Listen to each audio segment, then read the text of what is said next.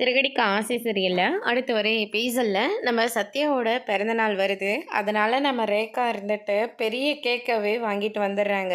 ரேகாவை பார்த்த உடனே முத்து, நம்ம மீனா, அதுக்கடுத்ததா சீதா எல்லாம் பயங்கரமாக ஷாக் ஆகுறாங்க. அதுவும் கையில் கிஃப்டோடு வந்ததுனால ஹாப்பி பர்த்டே சத்யா அப்படின்ற மாதிரி சொல்லிக்கிட்டு இருக்காங்க.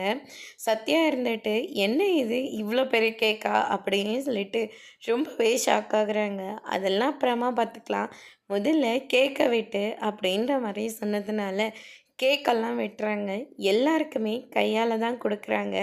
ஆனால் நம்ம ரேகாவுக்கு மட்டும் சத்யா வந்து கேக்கை ஊட்டி விடுறாங்க. ரேகாவும் சத்யாவுக்கு ஊட்டி விடுறாங்க. சரி நான் கிளம்புறேன் அப்படின்ற மாதிரியே சொல்லிக்கிட்டு இருக்காங்க. சத்யா போய் வழி அனுப்புகிறாங்க. நான் உங்ககிட்ட கேட்டது இன்றைக்கி அதுக்கு பதில் தெரியணும்னு நினைக்கிறேன், பதில் சொல்லுவியா அப்படின்னு சொல்லிட்டு ரேகா வந்து சொல்லிக்கிட்டு இருக்காங்க. சத்யா இருந்துட்டு பயங்கரமாக ஷாக் ஆகுறாங்க. அதுக்கு அடுத்ததாக மீனா இருந்துட்டு அது ஏதோ பதில் தெரியணும்னு சொல்லிட்டு போதே, என்ன பதில்? ஆமாக்கா, அது ரேகா என்னை லவ் பண்ணிக்கிட்டு இருக்கு.